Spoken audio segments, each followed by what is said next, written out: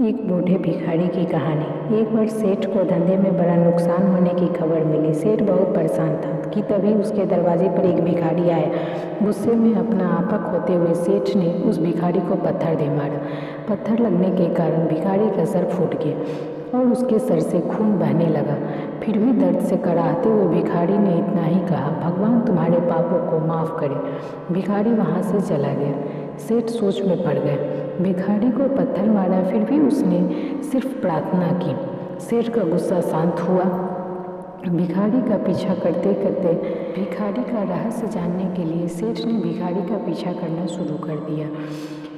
भिखारी जहाँ जहाँ जाता सेठ उसके पीछे जाता। सेठ ने देखा कि कोई उसको खाना देता, कोई उसको मारता, कोई अपमानित करता तो कोई गाली देता। लोग भिखारी के साथ चाहे जैसा व्यवहार करते, लेकिन भिखारी सबके लिए एक ही प्रार्थना करता, भगवान तुम्हारे पाप को माफ़ करे। अब रात होने को आई थी। भिखारी अपने घर जाने के लिए लौटा।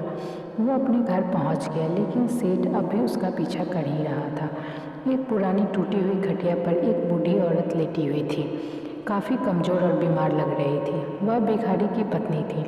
अपने पति को वापस आता देख वह खाट से खड़ी हुई। पत्नी ने अपने पति के भीख वाले कटोरे में देखा, उसमें सिर्फ आधी बासी रोटी थी। उसे देखकर वह बोली, आज बस इतना ही मिला, और हाँ, सिर से खून निकल रहा है, ये चोट कैसे लगी? बूढ़ा भिखारी बोला, बस इतना ही मिला, किसी ने कुछ दिया ही नहीं।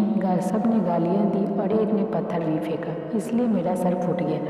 एक गहरी ठंडी सांस लेकर बूढ़ा भिखारी फिर से बोला, यह मेरे पापों का ही फल है। तुम्हें याद है कुछ सालों पहले हम कितने अमीर थे? क्या हम कुछ नहीं था हमारे पास हर चीज़ ज़रूरत से ज़्यादा थी, लेकिन हमने कभी दान नहीं दिया। और उससे भी बुरा हमने उस अंधे भिखारी के साथ किया जो हमारे द्वार पर भीख मांगने आया करता था। बूढ़ी पत्नी की आंखों में आंसू आ गए। वह बोली, हाँ, हम उस बेचारे के अंधे के साथ बहुत बुरा करते थे, उसका अपमान करते थे, उसे खाने के लिए रोटी की जगह कागज़ दिया करते थे, उसका मजाक उड़ाया करते थे और कभी कभी मारा भी करते।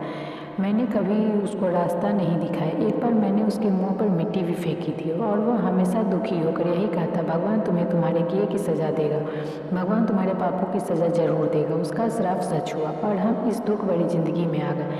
भिखारी बोला, हाँ, उसका श्राप सच हुआ, इसलिए मैं किसी को बद्दुआ नहीं देता। चाहे कोई मेरे साथ कैसा भी बर्ताव करे, मैं उसके लिए हमेशा प्रार्थना करता हूँ।